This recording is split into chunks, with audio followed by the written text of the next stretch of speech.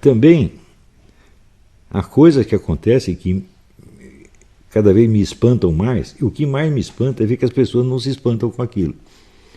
Por exemplo, quando o número de homicídios anual no Brasil chegou a 70 mil, que dá 3 guerras do Iraque em tempo de paz, e o pessoal está discutindo corrupção, né?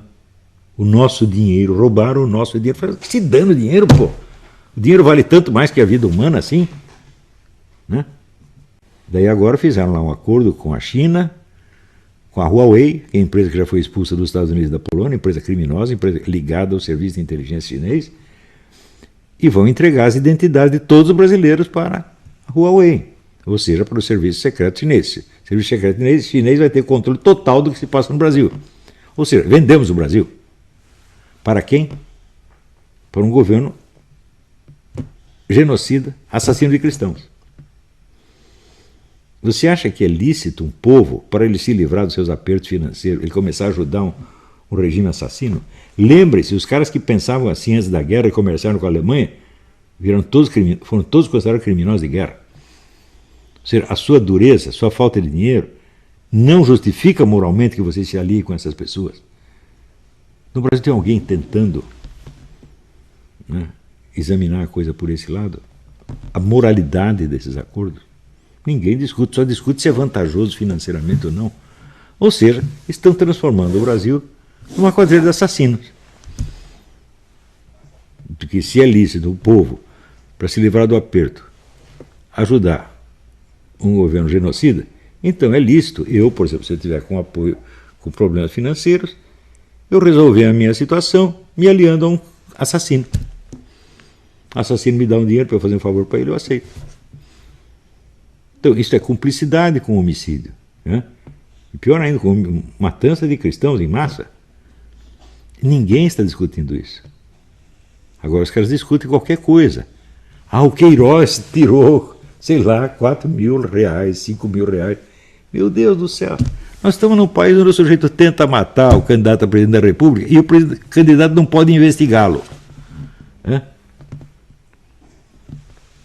Eu estou sabendo de uma firma que dá 100 milhões por ano para o chefe dos advogados do Adélio. Alguém vai investigar? Não, não pode. Então você pensa, como é que você queremos acabar com a corrupção? Eu digo, meu filho, corrupção não começa com dinheiro. Corrupção começa na sua mente. Você começa a ter uma mente corrupta. O que você não pensou, você não faz. Se a sua mente não é corrupta, você não vai roubar ninguém. Agora, se roubou, é porque a mente já estava corrompida antes de roubar. Ou estou enganado? Foi assim, o Lula jamais pensou em tomar um tostão de ninguém. Depois de chegar na presidência que ocorreu a ideia, não, não é possível. Você foi um cara honesto, né? Só falar a verdade, não tomar dinheiro de ninguém, daí teve a ideia dele depois. Não, não é possível. Se você fez é porque teve ideia antes. Não é isso? Então, se nós chegamos a esse nível de corrupção, e não esquecendo que foi esses casos do PT, foi o maior caso de corrupção política da história da humanidade. Ninguém roubou tanto assim. Átila Uno não roubou tanto assim. Gengis Khan não roubou tudo isso. Júlio César não roubou isso. Carlos Magno não roubou tudo isso. Napoleão Bonaparte não roubou tudo isso. E olha que Napoleão Bonaparte roubou um bocado. Né? O Lula chegou e superou todos eles. Como é que nós chegamos nisso? Foi culpa só dele? Ou ao contrário? A sociedade inteira começou a aprender que a coisa mais importante da vida é o dinheiro. A vida ali não importa, a sua própria vida não importa. Não é isso? Se nós compararmos o nível de cultura de um parlamentar americano com o brasileiro, é uma coisa de você chorar. Porque os brasileiros não sabem nada. Não sabem nada, nem mesmo da situação internacional. O que eles leem? Bom, eles leem a grande mídia. E a grande mídia é o sistema de informação do povo ignorante. Eles não leem as revistas especializadas, não leem os livros. Por exemplo, eu tenho perguntado, uma vez eu tive um debate com um coronel no clube militar, e eu perguntei, o senhor leu tal livro sobre o assunto? Ele disse, não. E o senhor leu esse outro? Não. O senhor leu tal outro? Não. Onde é que o senhor se informa? Ele disse, eu leio o jornal. Eu quase mandei o sujeito para aquele lugar. Porque não é possível. 30 anos atrás, nenhum estudioso tinha na mídia popular o seu principal canal de informação. Hoje todos têm. e desconhece a bibliografia especializada. Por exemplo, eu pergunto, vocês leram esse livro de 2 generais chineses chamado Unrestricted Warfare? Ninguém leu. Você pega naquela porcaria de congresso, ninguém leu isto. Então, todos acreditam que existem relações comerciais com a China, relações neutras, não ideológicas, né? E indiferentes à política, ao poder político. Você lê o livro, você vê que na China, nada está fora de um projeto global de alcançar o poder mundial. Nada. O chinês não vende um chiclete se isso não tiver um lugar dentro do plano geral de ascensão do poder mundial. As crianças na China são educadas desde pequenininhas que a China tem de dominar o mundo e que o grande obstáculo para isso é os Estados Unidos. Eles educam os caras desde os 5 anos para pensar isso. Daí chega o brasileiro lá, não, eu quero vender frango para a China, isso é totalmente apolítico, aideológico. É de uma estupidez. Quer dizer, a mentalidade de comerciante do interior tratando de assuntos de grande política internacional. Ora, outra coisa, quando se fala em democracia, eu sempre me lembro da sentença do Alexandre Solzhenitsyn. A grande política consiste em sentir o que o povo quer. Isso é a grande política. Mas no Congresso Nacional ninguém está interessado nisso. Esta semana o povo obrigou esses parlamentares a entender o que ele quer. Né? Mas vai ter que obrigar de novo, senão eles esquecem. Eles pensam apenas na pequena política, na disputa de cargo, na disputa de verba, na próxima eleição. É só nisso que pensam.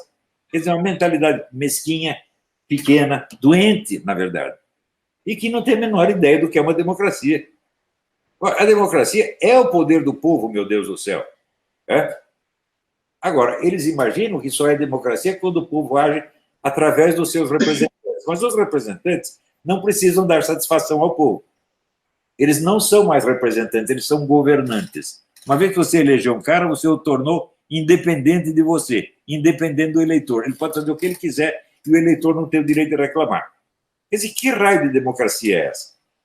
Não que as pessoas pensem isso por má intenção. Não, elas não entendem o problema. Não sabem ler, meu Deus do céu. Olha, no Brasil, metade das pessoas que saem formadas da universidade são analfabetos funcionais. Isso há mais de 20 anos. Isso quer dizer que em todas as profissões de nível superior, há 20 anos, nós só temos incompetentes. E, portanto, no Congresso nós só temos incompetentes, no governo nós só temos incompetentes, e assim por diante. Então, é por isso que os problemas não têm solução. Eu vejo, desde os anos 60, desde os anos 80, eu vejo a quantidade de homicídios que tem no Brasil, que é uma coisa aterrorizante, e vejo e me pergunto, por que não há nenhum debate público sobre isso? Por que eles debatem o orçamento, debatem corrupção, e não debatem a morte de 60 ou 70 mil brasileiros por ano, ou que equivale a 3 guerras do Iraque por ano, em época dita de paz? Isso revela um estado de inconsciência terrível. O Paulo, sua imagem sumiu aqui, eu não sei se você está no ar ainda ou se eu estou falando. Não, está tudo ok, professor. Está ouvindo perfeito. Perfeito. Tudo isso revela um estado de inconsciência pueril. Essas pessoas são crianças. Elas não sabem o que é um fato, o que não é, distinguir o certo do errado. Veja, o nosso Congresso foi praticamente todo eleito com o apoio do Bolsonaro e na onda do Bolsonaro. Todo mundo votou em pessoas que ninguém conhecia, mas votou porque apoiavam o Bolsonaro. No dia seguinte, elas estão contra o Bolsonaro. E elas nem percebem o papelão que isso é, a vergonha que isso é. Elas nem percebem que elas estão perdendo a sua autoridade, perdendo a sua credibilidade, dia após dia. Então, nós temos que avisá-los. Olha, seu deputado, olha, seu senador, não faça isso, porque na próxima eleição ninguém vai votar em você, seu idiota. Ou seja, eles não têm sequer o instinto da própria sobrevivência política, meu Deus do céu. Acham que podem tudo. Quer dizer, é um delírio de onipotência pueril. Né? E esses movimentos de rua serviram para mostrar para eles que existe um limite. Olha, você não está aí como governante, você está como meu representante, você está aí para fazer o que eu quero, não o que você quer. Né? Esses movimentos populares provam que a massa popular despreza a mídia 100%.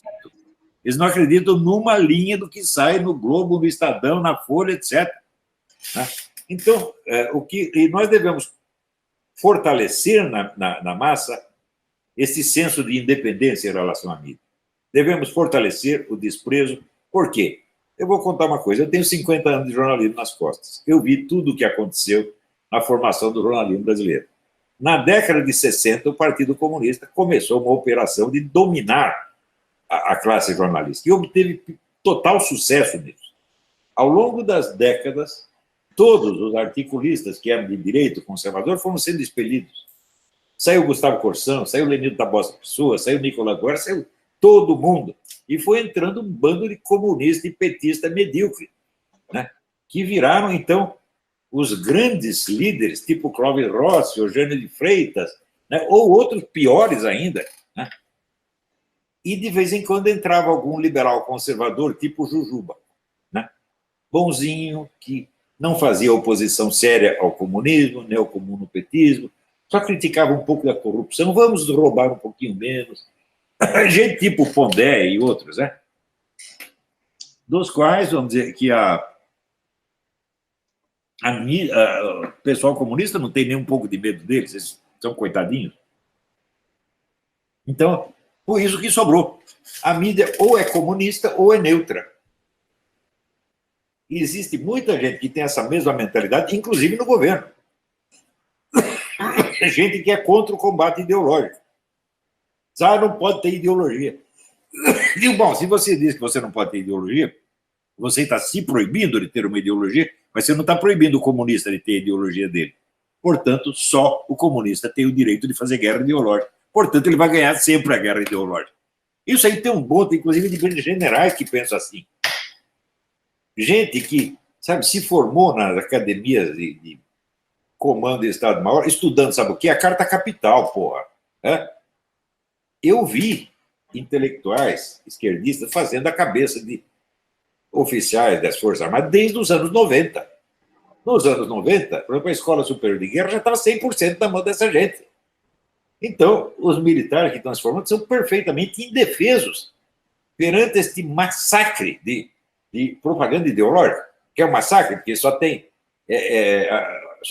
uma corrente pode ter ideologia, a outra não pode. Conservador não pode ter ideologia, é crime, mas o comunista pode. E os caras que agem assim, políticos, donos de órgãos de mídia, professores, etc., não percebem, às vezes, que estão dando a vitória antecipadamente aos comunistas e petistas, por vamos dizer, essa sua mania de não ser ideológico. Ora, a ciência política pode não ser ideológica, pode e deve ser supra-ideológica. Ela faz isso não através desse isentismo idiota, mas através da articulação racional das forças em jogo. Eu sempre digo, Tucídides, o historiador, deu o modelo disso na história da Guerra do Peloponeso. Ele pega todas as correntes que estão em disputa, mostra lá as razões e as forças de cada um. Então, a ciência política pode fazer isso, mas a política prática, sem ideologia, é a mesma coisa que um orador sem voz. O orador mudo. É inteiramente absurdo quando esse pessoal, para bancar o bonzinho, né, faz essas declarações anti-ideológicas, mostram uma incultura política monstruosa e uma falta de inteligência, um baixíssimo QI. E isso é o problema brasileiro, o baixo QI, meu Deus do céu. Quando a gente vê que os nossos estudantes tiram sistematicamente os últimos lugares nos testes internacionais, abaixo de alunos da Zâmbia, da Serra Leoa, do Paraguai, etc., e nós queremos resolver o problema, digo, olha, você não pode resolver o problema sem uma ação humana e não há ação sem um agente. A ação vai ser tão boa quanto o agente. Se o agente é uma besta quadrada, a ação vai ser uma burrice, com certeza. É por isso que nós não conseguimos resolver nada. Agora, quando aparece um homem inteligente, que nem apareceu o Paulo Guedes, eu acho que é, sei lá, um gênio da economia, um negócio incrível, né? Ele entende o problema, ele sabe o que tem de fazer. Mas a maioria falante simplesmente não entende.